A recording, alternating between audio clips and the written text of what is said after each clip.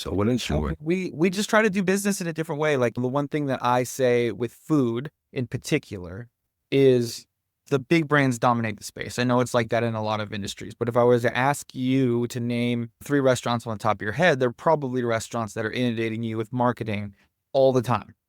And so in food, it's how do you separate from that? And we've had to kind of work backwards in terms of what makes us unique. Is it our food product? Is it our brand? Is it our story? We've kind of settled, of course, in all 3 of those, but we've really been focused on not trying to spend all of our marketing dollars on the Google machine. We've been trying to work with local nonprofits, other local businesses to be able to gain entry points into their customer base and make them have good feelings about our brand, because through a brand introduction of a company that they already enjoy.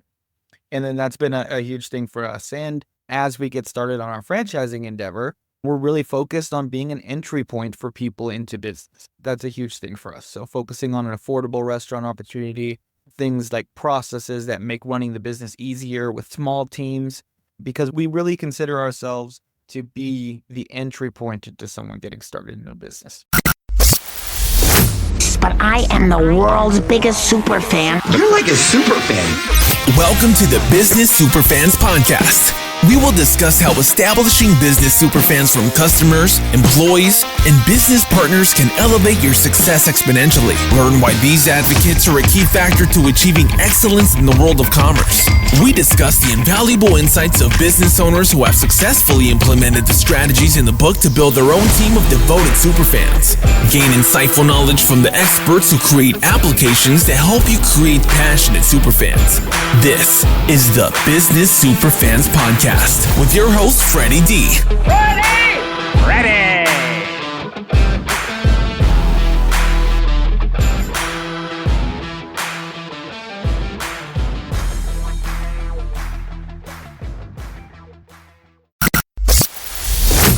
But I am the world's biggest super fan. You're like a super fan. Welcome to the Business Superfans podcast.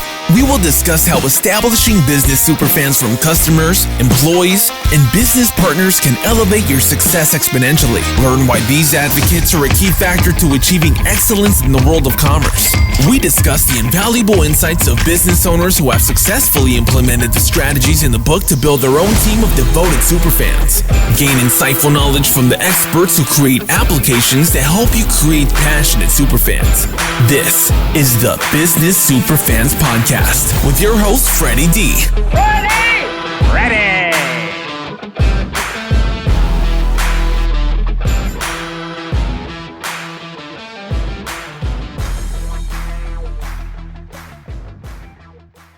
Joey Palomarez is an entrepreneur, restaurateur, community builder, and currently serves as the president-CEO of The Spaghetti Shack. The Spaghetti Shack is a community-focused to-go pasta concept with 2 locations, in Tempe and Pinetop, AZ, as well as a mobile food unit. Being a second-generation restaurateur, Joey grew up working in his parents' restaurants where he learned the industry and his philosophy on food, community, and people first. With professional experience in both collegiate sports and mortgage sales, Joey turned back to the restaurant industry with his new philosophy and mission. Good afternoon. Joey Palomarez from Spaghetti Shack. Welcome to the Business Superfans podcast. How are you, Joey? I'm doing great. Appreciate you having us on today. Likewise, we're excited to have you. So let's go back to your story. I watched your video and your 4 friends that you guys got together with from elementary school and started this business. So share that whole story up until how Spaghetti Shack came about. So again, my name is Joey. I'm the owner and founder of the Spaghetti Shack. We're a to-go pasta concept started right here in Tempe, Arizona. And yeah, we got started about 3 years ago. Been working on the project for 4 years, but I started this business with 4 of my best friends since we were in kindergarten. We love to tell the story about when we were little kids, said we wanted to own a business one day. And right around the time around COVID, I was getting an itching to do my own business, to become an entrepreneur and to have a business venture. So I kind of contacted them all and said, hey, is this now the time to do it? And luckily it was, but I'm a second generation restaurateur, so I know restaurants. My family's got 20 plus years in restaurant experience. They had a wine bar and a sushi restaurant. My parents did. And I was very fortunate to learn from 2 great restaurateurs. So when I thought about what I wanted to do, I'm like, I know food. So it took a little bit of a dive into that area. But yeah, it's been a really fun ride. Getting to do it with people that I love and people that make it fun every day is kind of what keeps me going. So how did you come up with the Spaghetti Shack? Yeah, there was a couple other concepts doing similar things that we looked at. We really liked the idea of this to-go style pasta concept. One of the reasons why I like pasta is affordable, kids love it, it can be like this family-friendly meal. So when we were kind of deciding what we wanted to do, we saw there were some things in the market, thought that we could do it our own way in something, and then I'm sure we'll talk about the community aspect of it later. But we really just wanted to do something that was us.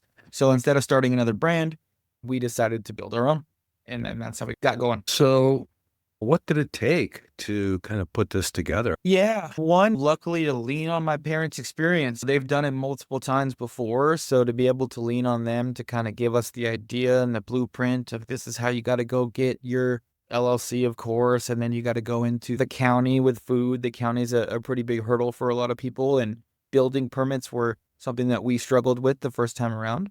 But yeah, leaning on them. Luckily, all of us had kind of gotten our first big boy jobs, quote unquote, I guess you could say. But the stimulus checks actually were something that we used to invest into our business. So, of course, like everybody with their story, we probably went into it a little naive and a little underfunded just because we were trying to figure it out along the way. But yeah, it was definitely a lot of bootstrapping up front. Luckily, had the four of us to put in capital to make it work. But I mean, it's been a long journey of just figuring things out as we go and building the business and doing it our way, which is something that I say a lot and I take a lot of pride in.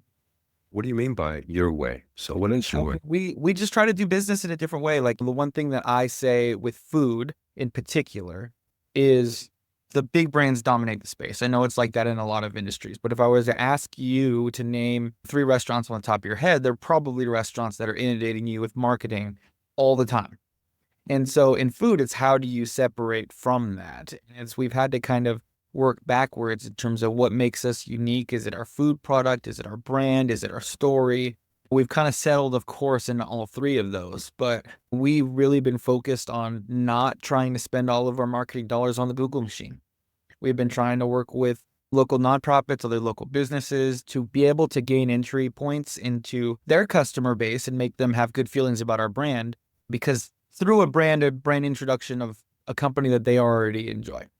And then that's been a huge thing for us. And as we get started on our franchising endeavor, we're really focused on being an entry point for people into business. That's a huge thing for us. So focusing on an affordable restaurant opportunity, things like processes that make running the business easier with small teams, because we really consider ourselves to be the entry point into someone getting started in a business. Yeah, because we just went on a honeymoon trip, been together for 12 years, and then finally decided to, get married. We went on a trip and we ended up in Australia. It's my 6th time there. One of the things that I really admired about the place is that there are a lot of shops like yourselves that are family run, small businesses, and those places are always packed with people. And you didn't see a lot of big box restaurants over there. It's mostly the people that own it. They're making the food. And it was some of the best meals that we had was going through the botanical garden in Sydney. And it was a little place, so we got some sandwiches and some stuff there. And the food was outstanding. Them that were making it was their little store in a great location. So I can appreciate where you're coming from, because having that uniqueness, I've spent a lot of time going to Europe, and the same concept as in Australia. A lot of people have their own little shops, and that's their business every day. Mm. The quality of the food is off the charts. The service is off the charts.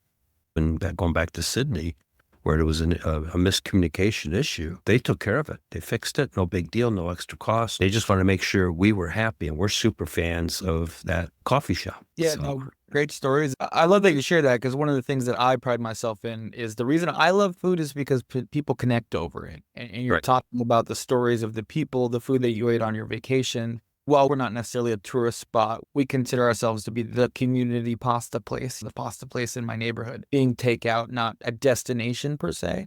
But our mission is to feed people affordably and quickly so they can spend more time with their loved ones and less time cooking and doing dishes. And it's back to that piece of connection over food.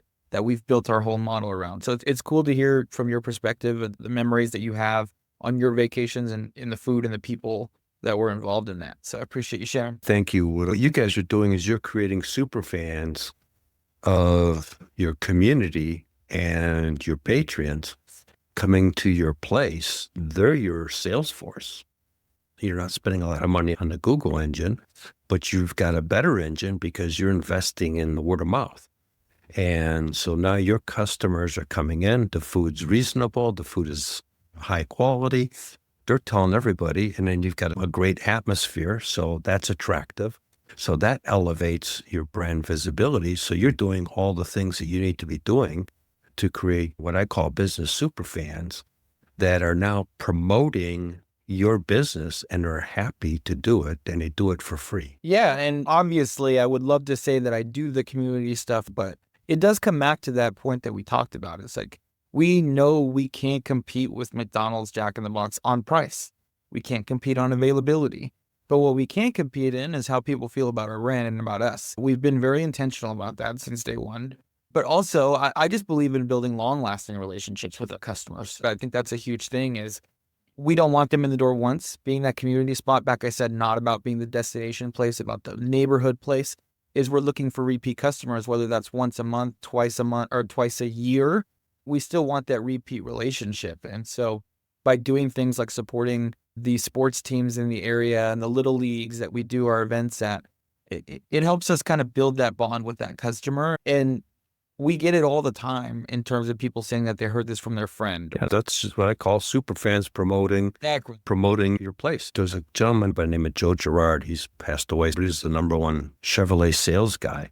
What he did is he created super fans of all his customers. He acknowledged them on their birthdays, on life events, and everything else. People would be lined up to buy a car from Joe because of the way he treated his customers. They were lifetime customers. Their kids would come and buy cars. Their kids' kids would come buy cars from him because that's the guy you went to. So you're doing kind of the same thing, but the product is, in your case, the Spaghetti Shack. Right. That's a brilliant business model because it can only scale cost effectively. Let me add that in there because you've got a team that's promoting you. Now you've opened up another branch. I think you're on your 3rd location, or you're opening up your 4th. Which one is it?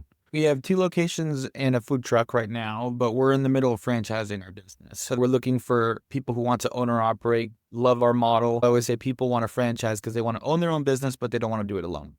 Right. And we're trying to provide an outlet for those to do that. So it's a roadmap, basically. This is how you do it. This is Correct. what you need to do. This is the food. This is how you make it, the whole shebang. Yes. And when did you guys start launching that? We've been working on this since day one. We knew that this was going to be the end goal, is to franchise our business and hopefully one day become a national brand. But we started officially, I guess, soliciting, you would say, about 10 weeks ago. So it's simply a new project for us. We've just gotten started, and one of our locations is for sale as a franchised opportunity, our Pine Top location. But yeah, things are going pretty well for being so early. We've had a lot of great conversations, and we continue to talk to people who are interested in it and look forward to getting our first one on the books here shortly. Okay. So let's go back to the community. Tell me a little bit about what you guys are doing for the community and how has that transformed your business? That's a great question. And where I'm going to go at is how has it transformed in general? A lot of people ask is like, okay, well, what does community mean?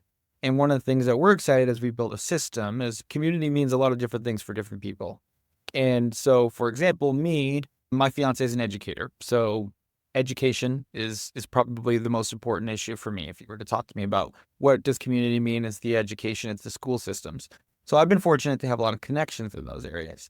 But we partner with not only a bunch of school groups, et cetera, to do fundraisers, and we give them good deals on their catering because everybody's got to have an end of the year meal, right? But really, we focused on doing collaboration. So I'll talk about 2. One, we collaborate with $1 Million Teacher Project. It's an organization that fights for the teaching profession in general, not only down from the financing of it and them getting a better paycheck, but also to them being recognized, et cetera. So we've done plenty of things with them, such as sponsoring school meals. We've done in-store campaigns to raise awareness for them. But the one reason I talk about that one in particular, because not only have we done a lot of good work for them, they are one of our biggest advocates. In particular, they go out and talk about us to all the schools who are our potential customers. And they talk about us to their supporters. And I'll run into people every month or so that tell me that one of the reasons that they say that they ordered is because of our relationship with $1 Million Teacher Projects. I know you like the word superfans, is our support to them, us being super fans of them, kind of flipping it back around and supporting their endeavors. They've been really reciprocal in that. And secondly, we work with the Donor Network of Arizona. So if you're familiar, it's organ donation. They've been also a great supporter of ours. So we did a donation drive. We kind of tested this avenue for them because they've never really worked with a restaurant on the level that we worked with. So we were signing people up to become organ donors at the restaurant. And if they did, or even showed that they were, we had a special cheesecake for them. We were sharing it on ours. And we were able to kind of put our brands together and help each other in that way. I always say it's a really, really soft introduction, a really soft landing into getting their supporters involved. People would come in and tell us how cool it was that we were doing this kind of thing and that they had never been in before. And that's really the goal, is to get that first customer in. There's no better way to make an introduction than through partnering with a brand that they already have respect for. Yeah, absolutely. It's collaborating. You're both being able to market into each other's databases is really what you're doing in a clever way. Breaking it down, it's collaborative marketing. And there is no better way, because their entities endorsing your entity into their space and vice versa. So you've got credibility right off the bat. And that in turn just propels that growth. Yeah, then that's definitely it. And of course, there is some altruistic things in there. This is doing things our way. We look to find others who want to join. Like, this is what being a Spaghetti Shack means, being able to engage on that level. And we're choosing to be pretty loose on where you need to engage and how you want to engage. It can be anything down from fundraisers to helping schools raise money using your restaurant. And again, we get introduced to those customers on a soft landing. Or finding a cause that means well to you and trying to work them out there. Yeah, no, that's the win-win-win strategy. Everybody wins from that equation. So that's an important approach that a lot of businesses should really, the listeners, I should say, should take into consideration and looking at partnering up with other complementary businesses, or like you said, the people that you guys partner up with, not exactly those companies, but similar causes that they're important to them, is a great way to create a trifecta win for everybody. The customer wins, the partner wins, and you win. Exactly. That's really a brilliant way to grow a business, because you're not spending a lot of resources doing it, because everybody's collectively and collaboratively promoting each other. Yeah. Maximizing resources at the end of the day, really. Exactly. And just being reciprocal, finding people that you like to work with, finding people that share your mission and your values. And again, your customers probably overlap anyway. So be able to make that soft landing. Can you share a story of something that you guys did for one of these charities, and how did that come about? I guess an initiative that we feel very strongly about is our Shacktacular initiative. So what we try to do is we throw a party for our anniversaries, and basically we raise money for our nonprofit partners. So of course we are donating our food and our time, and we sell tickets to raise money for our nonprofit partners. But it allowed us to get all of our stakeholders, all of our catering partners, everybody in one room at one time to remind ourselves of them.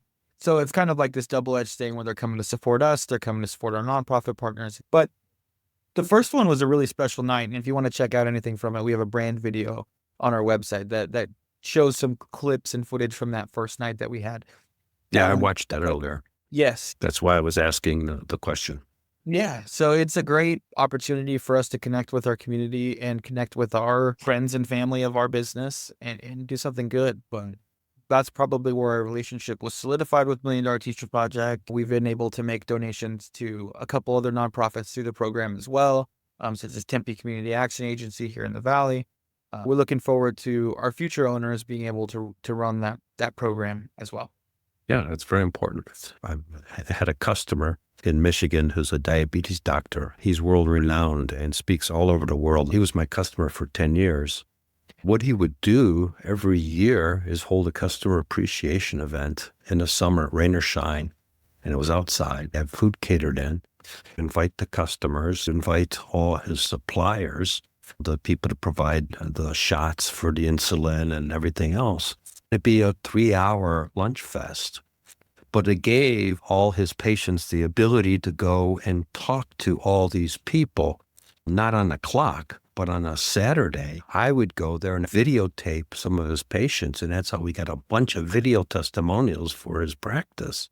It just exploded his business because it was all goodwill, just like you're talking about. Here, he just did it as a customer appreciation event, but at the same time, he recognized all his partners And medical suppliers. and you guys are doing it in a little bit of a different way, similar concept. Absolutely. Yeah. And I love that idea. I used to work in sports, and that's a big thing in sports is that fan appreciation day. So it's cool to see other people taking that concept and bringing it to their business. One of the things I wrote in my book, Creating Business Superfans, that I'll give you a play that you could turn around and announce that, hey, don't tell my CFO, but it's my birthday and I'm giving stuff away. And advertise it that you're throwing a birthday party for yourself and you're giving away something. People that stop by to get it are most likely going to buy something. Another customer of mine, they do pot pies.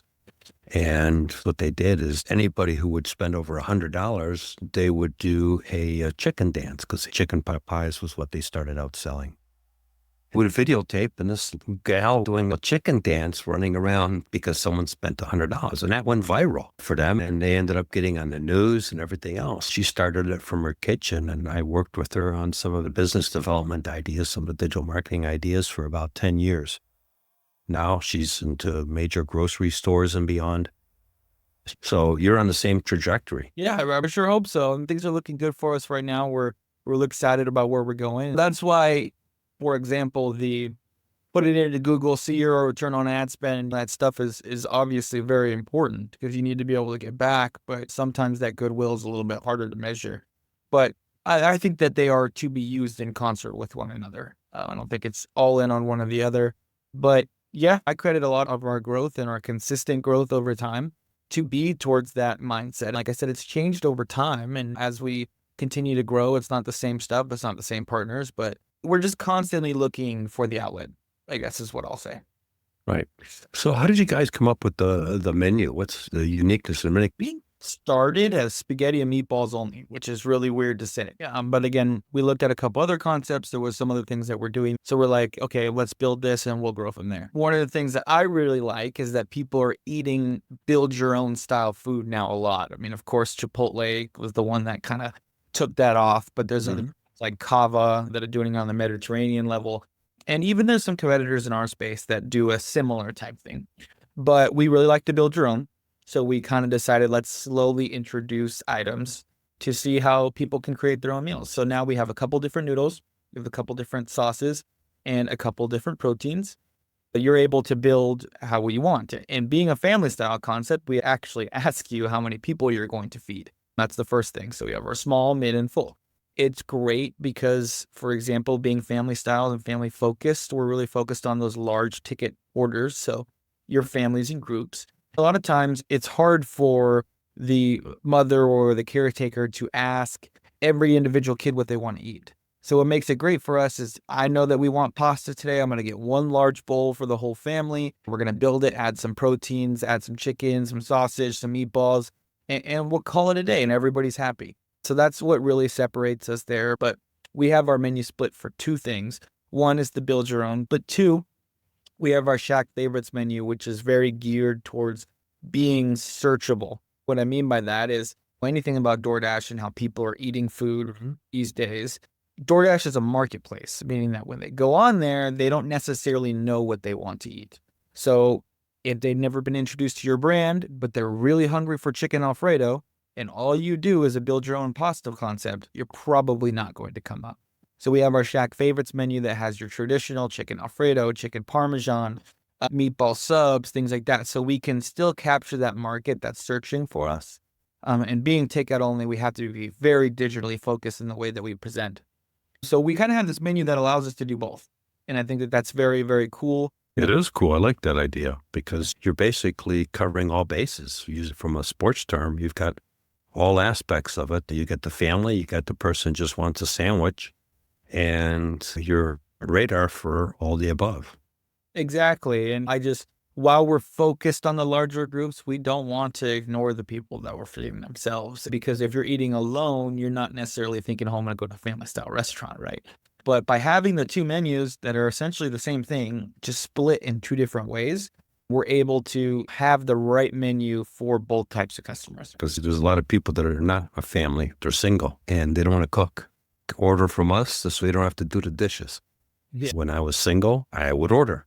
Or I would go and pick it up, but I don't want to have to do the dishes. Yeah, exactly. And nobody does. And that's kind of what we've built our whole concept around, is not having to do that. Save time. It's a big thing, and trying to be affordable so they can save money as well. I mean, a lot of people, especially, we have customers that come in and will get the largest meal and they'll just split it up over days. Because again, if you're by yourself, sometimes it can be more expensive to go to the grocery store at times and not be able to use it. So that's one thing that we really focus on, is just being able to be that affordable option. It's hard these days, I'm not gonna lie, with labor and food and everything else that's increasing. I know there's a bunch of industries that can say that, but we try our very best to keep our prices as low as we can. I looked at the site and they are very reasonable. That's one thing I gotta say. But it wouldn't get there very good. So the virtual medium we got going on here doesn't really work for the eating portion. No, and I'm up in Cave Creek. You're down in Tempe, so it'd get cold by the time we got here. Flitting. So you guys are really hitting a sweet spot, because some of the bigger food joints, their prices are going up, but the quality of food is still the same. Yeah. One thing I do say with food, and I really strongly believe this, is we are a competitor with anybody that sells food. What I mean by that is we are competing with the grocery store. We're competing with other restaurants. But it's back to that value proposition. It's like, what is your value proposition that's different than the grocery store? Right. And it's obviously they're two very distinct different people, two different occasions, essentially. But that's the one thing about food, is you have to spend money on it every day. How do we get people who would be eating at the grocery store to eat with us? Same thing. How do we pull down from some of the people who are ordering from the more traditional Italian sit-down meal? How do we get them to come to us instead? That's usually the price factor. I mean, can we beat the traditional Olive Garden on price? Yes, we can. And that's how we used to kind of pull away from our competitor there. You're delivering a better product too, because it's not mass product. It's a unique product. Yeah, I would believe so. I think our reviews say so, but I know that's a very individualistic thing. Their experience is much different than ours. We're takeaway. You're only interacting with us for a minute or so, and then you're going back to your own home. Whereas in Olive Garden, you're getting that experience of being out with the family, and it's two very distinct things. Yeah, I mean, that's Europe. There's a lot of takeaways, and same thing when I was in Australia, New Zealand. We had a couple sit downs, but we also did several takeaways, and those were some of the best meals. Yeah, the way that the industry is going. I mean, if you look at some of the bigger box restaurants that are struggling right now, it's Red Lobster, Fuddruckers just closed. It's just not the way people are eating food these days. Right. Takeaway is a big thing. I know ghost kitchens were really big during COVID. Not so much anymore, but they're still there. But you're seeing this transformation into quick service. The brands that have taken over are the Chipotles of the world. I can come in, I can get my food because I've got a busy schedule. We don't live the same lives that we used to. And also, it helps you keep costs down. That's the one thing that people don't realize. If you're sitting down, you have more cooks, you have more people in the kitchen, you have more people washing dishes, you have people to serve. And within the day and age that we live right now, with labor being What it is. almost a premium product, which I totally understand the direction we're moving, but the business models have to change with it. It's no longer as viable. Obviously, there's a lot of brands making it work to run a large restaurant with the staff that has to be there. That's why you're seeing some of the other brands cut down on menus, because that helps the staff come down. But also the focus on takeout and delivery, because you don't need as many people. And that's just speaking for here in the Valley. That conversation is accelerating even faster in California with some of the stuff that they've got going on with their $20 minimum. But yeah, we believe that we have a product and a model that's not only built for now, but built for the future. Hitting a point there, because we like to get eclairs for dessert. You used to go to the grocery store and you get 5 in a pack. Now, just the other day, just before Christmas, I went to pick some up. And I'm going, where's the 5-pack? It's only a 3-pack. And the price is the same. Shrinkflation. It was like, wait a minute. this doesn't work. But I was like, why 5 in the first place? But okay, the 2 of us would flip for the last one, but it just didn't make sense, the weird number they put together either. But the price was exactly the same. Yeah, and one thing that a lot of people don't think about is, yes, it is food cost. The price of everything that we bring in has gotten more expensive, but also it's the people that are actually creating that value. And at some point we have to decide as a society, are we willing to do that or not? But not to get into that question, but that's what a lot of the price increases come down to in restaurants, is that we still have to have the same amount of people. Those people are making more money now. And in order to keep the margins that we're all looking for, we have to increase prices. And believe me, we don't like it either. I get chills every time I think about raising my prices, because I know that our customers are expecting one thing, and it's a really hot button market. You talked about shrinkflation earlier and shrinking portion sizes. Yeah, that's been an industry standard over the last couple of years too, because the market has shown that people do not want that price increase. So how can we slip that margin in somewhere else? Shrinking portion sizes is kind of the way that some of the larger brands have gone. My wife just bought something about a week ago, and she goes, does this look smaller? And we had a piece of the other one, and yeah, it was a 1/2 inch all the way around. It was a little bit less in size. So yeah, they shrunk it. Price is the same, but the product was less. Yeah, no, it's everywhere. Food, non-food items are even doing it. We've had to do things ourselves in terms of raising prices since we opened, but just know that with us in particular, we take it very seriously. We're trying to be affordable, and we're also trying to pay our employees what we believe that they deserve to make. So it's a little bit of a cat and mouse, walk the tightrope type game that we're all playing in our space right now. Let's get out of the pricing conversation and go back to what you guys are doing to grow and doing some great things with the community. You've opened up 2 places plus a food truck. How's the food truck doing? Food truck is good. I mean, it's like a 3-month now project. The one thing I think I'm learning is it's not so similar to a restaurant as you would think, because if we're doing events, I could tell you down to the $100 or $200 what my sales are going to be on a given day at the restaurant. We have the data. We know it's going to be within this range. We can staff appropriately. But when you go to these events, there's so many variables. It's like, how's the weather? How many people are there? How many other trucks are there? So we're learning those on how to operate a food truck, because most people actually go the other way. They go get the food truck and then the restaurant. We went the other way around. We're using the food truck as more of a marketing thing to get our brand out there in front of people. Instead of waiting for them to come to us, we're going to go to you. But food truck's great. It's definitely been a learning process, but we've had some huge wins, and we're looking to get it booked right now. There's a couple of places I know that host networking events, and they've had some food trucks. So I'll share you guys' information with them. Would appreciate that. Yeah, because I think that'd be a great addition to what they're doing, because they're business networking groups and stuff like that. What guys are doing would be a great asset for them, and it'd be create a win-win for everybody. Looking forward to hearing from you. So Joel, as we come to the close here, any other stories that you want to share with our audience from a business perspective? We talked a little bit about food. We talked about your community efforts.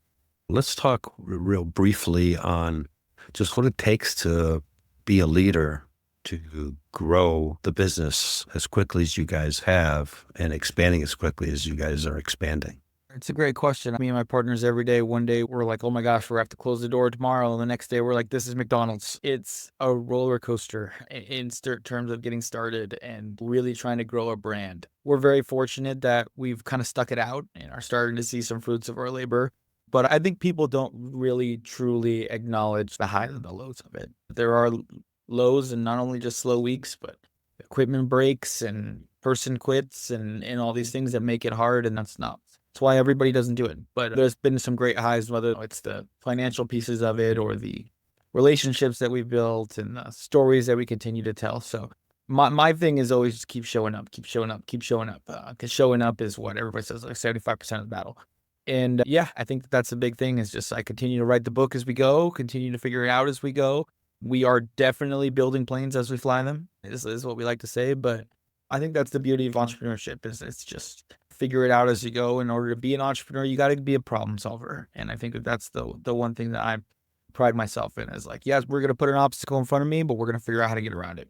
Persistence, perseverance are 2 things that an entrepreneur needs, because it's going to get ugly, like you just said. And you can either quit and turn around and go home, or you persevere, suit up, punch through it, as Stallone says, and then keep going. Okay, we won this one, and look, we're 3 feet forward. You got to have the target that you're shooting for, and you guys are shooting for franchising, which you guys are starting to do. So your vision is what's carrying you through. Yes, absolutely. We know that as we continue to grow our brand, it's going to benefit everybody involved. Food costs go down when you have more buying power, and you're able to negotiate better pricing with third-party vendors and everything like that. We're definitely just keeping our eyes on the prize and looking forward to seeing where this takes us. Great stories. I'm sure our listeners got a lot of great takeaways of what it takes to get a carry-out restaurant to launch and grow. More importantly, the great things you guys are doing with the communities and the schools. I mean, that's where you get creating your super fans, which is propelling your business. So thank you very much for sharing all those stories. Yep. And how can our listeners find you guys? Yeah, I mean, a couple things. If you're looking for the Spaghetti Shack, you can either find us in Tempe, Pine Top, or an event near you here in Arizona. We do catering as well, so if anybody ever has any large events, give me a call. But thespaghettishack.com, at the Spaghetti Shack on social media. You can check us out there. As far as me, you can find me on LinkedIn, just Joey Palomarez. If you want to search that, Palomarez. I know you'll see that in the podcast thing that you're listening to here, but I'm always open for a connection. So we'd love to talk about what you do, maybe how we're able to collaborate. Yeah, consider myself to be a connector. So we'd love to get connected with your listeners. So if there's anybody out there that is interested, please reach out. But of course, if anybody trying to open a restaurant, before you had that dream their whole life, give me a call. You got an opportunity for them. Do you have a free offering for our listeners? If anybody wants to come check us out, it is going to be at either the Tempe or the Pine Top location. We're offering a free small shack, which is our pasta bowl for one. That'll be available for the 2 weeks after this drops. So whatever date it drops, we'll put it out there for 2 weeks. Come on in, try us out. Just mention the podcast. Literally just say podcast when you're ordering, and then they will take care of that for you. Thank you very much for being a guest on a Business Superfans podcast. It was a pleasure chatting with you, and I wish you all the success, and I look forward to continuing the conversation down the road. Yeah, appreciate you having us. Thank you for joining us for another episode of the Business Superfans podcast. If you found today's conversation valuable, don't forget to hit that subscribe button, leave us a review, and share this episode with someone who could use these powerful insights to level up their business. Remember, creating business superfans isn't just about your customers. It's about fostering genuine, impactful connections across your entire business ecosystem. When you invest in those relationships, success doesn't just happen, it accelerates. Until next time, I'm your host, Freddie D. Let's keep building superfans, creating unstoppable momentum, and driving your business toward extraordinary success. See you in the next episode. We hope you took away some useful knowledge from today's episode of the Business Superfans podcast. The path to success relies on taking action. So go over to businesssuperfans.com and get your hands on the book if you haven't already. Join the Accelerator community and take that first step in generating a team of passionate supporters for your business. Join us on the next episode as we continue guiding you on your journey to achieve flourishing success in business. Thank you for joining us for another episode of the Business Superfans podcast. If you found today's conversation valuable, don't forget to hit that subscribe button, leave us a review, and share this episode with someone who could use these powerful insights to level up their business. Remember, creating business superfans isn't just about your customers. It's about fostering genuine, impactful connections across your entire business ecosystem. When you invest in those relationships, success doesn't just happen, it accelerates. Until next time, I'm your host, Freddie D. Let's keep building superfans, creating unstoppable momentum, and driving your business toward extraordinary success. See you in the next episode. We hope you took away some useful knowledge from today's episode of the Business Superfans podcast. The path to success relies on taking action. So go over to businesssuperfans.com and get your hands on the book if you haven't already. Join the Accelerator community and take that first step in generating a team of passionate supporters for your business. Join us on the next episode as we continue guiding you on your journey to achieve flourishing success in business.